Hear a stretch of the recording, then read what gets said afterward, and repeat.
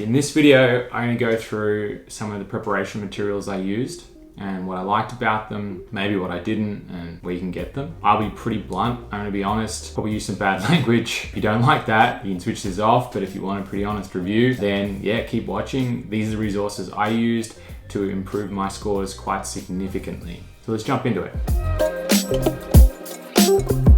Resource number one is the ACER GAMSAT information booklet. Now I know this sounds a little bit silly, and I feel like a fucking idiot because I went through 3 exams without ever actually reading the document properly. And you might laugh, but I say this because not only does it document all of the nitty-gritty, the examination times, where they're located, how many questions, all that stuff, but it also tells you how to prepare.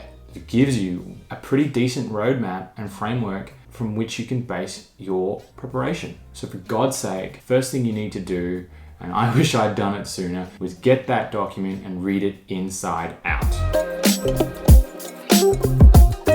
Number 2 are the ACER GAMSAT practice papers. Now there's 5 papers in total. It's 2 sample papers and then there's 3 full-length tests. Now a lot of people will rabbit on about how they don't update the papers and they're not related to the exam and blah, blah, blah, bullshit. But the reality is they're published by ACER and they're the closest to what you'll get on examination day. So fucking well use them.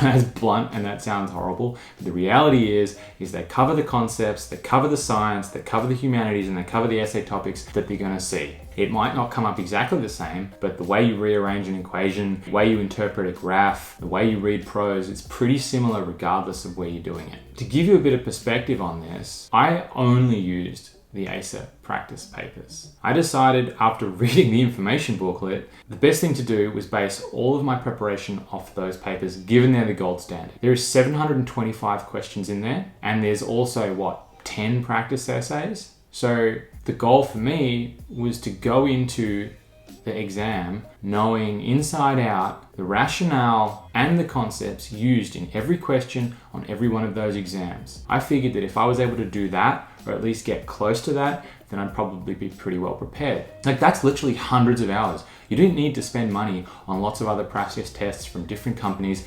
There's literally shitloads of work to do there. You don't need to time them, you don't need to go super fast. What you need to do is work through them slowly and deliberately, trying to understand the rationale used and where possible, go and understand the concepts of the science behind it. What's really great about these exams is that in the back of the first 2, they actually have explanations, not just the answer, but they have an explanation of why the question is the way it is. It says, this question tests the student's ability to do X. They need to be familiar with whatever it is. Use that. Go and look up whatever they're talking about, the concept, the type of critical thinking they're talking about. Then look up the science concept and learn that. In my opinion, that's the best way to do this because you're training the way you play. You're training the way that you're going to play on examination day.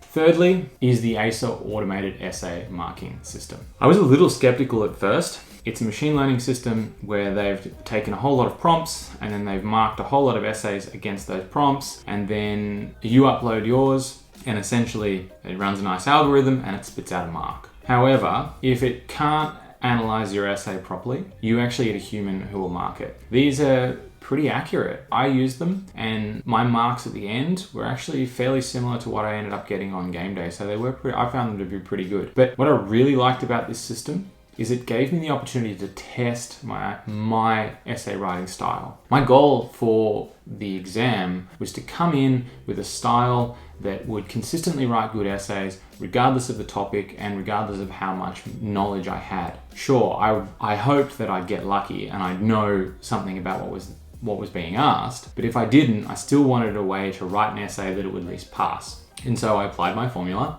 my process. I'd submit, get a mark. If it was bad, redo it and see where I got to. And so that allowed me to really refine my style. So I would definitely recommend that. So those are the 3 sort of main ACER platforms that were really useful. Outside of this, it's really just about getting broader knowledge, understanding of critical thinking and logic, and practice. And so there's a few places to do that. This book is called Logic, Complete Introduction by Dr. Siu-Fan.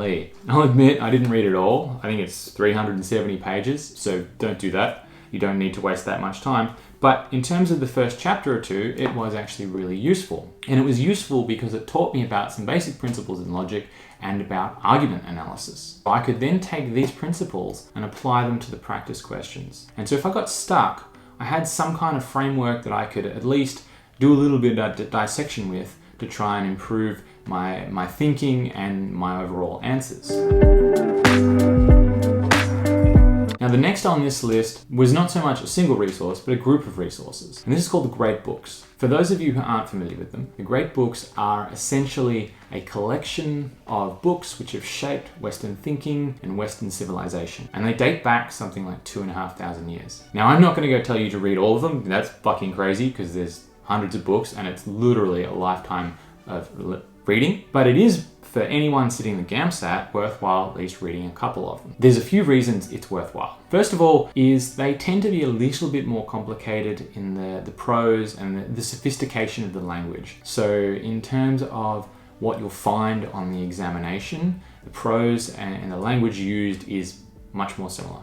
Secondly, it forces you to think deeply as well, because sometimes you'll read something that you have to reread and try and comprehend what's going on. That's really common on the GAMSAT. And then you might even get lucky and come across a passage that you've seen in one of your books. I know that in one of the practice papers, there's an excerpt from Machiavelli's The Prince. And then finally, the really beautiful thing, and I don't say this lightly, is these are books that have shaped our thinking as a civilization. If it's good enough for our society on a whole, then by God, it's good enough for you or I. And so you might find that in reading some of these books, you actually open up your mind and you discover new ways of thinking. You discover new concepts, things you hadn't seen before. And I think that's a really lovely thing. If you're looking for some to get, a couple that I would recommend I have here. There is Plato's Republic.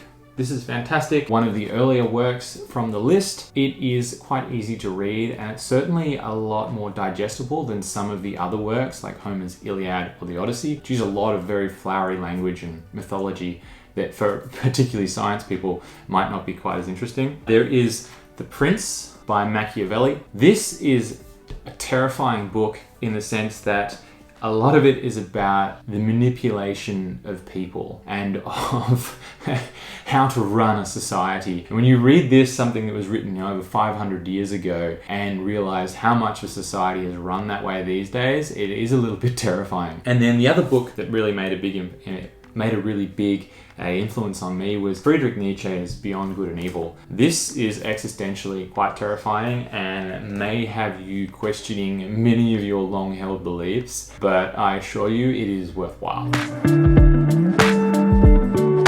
With those out of the way, there's a couple of other things that I found useful. Next resource is Khan Academy. If you don't know of them, they are a fantastic resource. Their mission is something to the effect of to provide a world-class education to everybody for free. And it's quite amazing. It's an online platform with heaps and heaps and heaps of lectures, but not just lectures in everything, be it science, humanities, mathematics, etc., but plenty of worked examples and question banks. And that's really important when you're learning. So if you find that you're doing a practice question from one of the papers and you don't know something about acids and bases, you can look up on Khan Academy, you can find their lectures on acids and bases, you can watch them, but then you can actually go through questions so you can reinforce that learning. I thought they were really, really, really good. And then the other one, which you're using right now, is YouTube. One resource which I will point you to is the ACE GAMSAT channel. Now, let me stop and say I have no affiliation with these whatsoever. I've never taken one of their courses.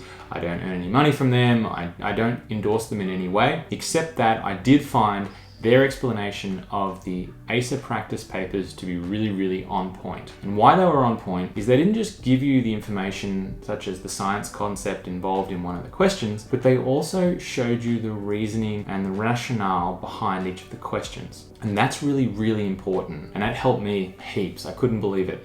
What was great about that is they really helped you get through to why a question was the way it was and how that answer was arrived at. It wasn't just about, here's the science, here's what you need to know, and bam, there's the answer. Because really, you can do that till the cows come home and it won't make shit of a difference on game day.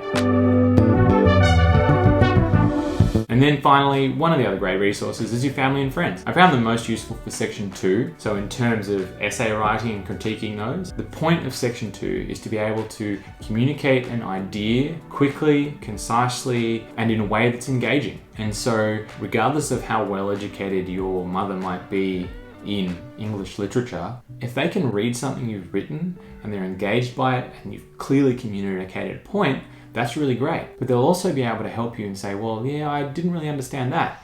And so if they don't understand it, then you can bet that on game day, people who are assessing your essay might not understand it. So use them where you can. It might take some vulnerability. Personally, I found it really hard to get people who were close to me to read my writing. I'd rather a stranger read it because I don't have any emotional connection to them. But they love you, they care about you. It is worthwhile taking their feedback on board. But keep at it, you'll get better, and it'll be worth it. So there you have it. There's some of the resources that I used, the ones that I found most helpful for my preparation. If there's any that you think are fantastic, please leave a comment in below. I've put links to all of the resources I've mentioned in the description as well. If you like this video, please, I'd love you to like, share it with your friends, and subscribe. Have a great day. Bye.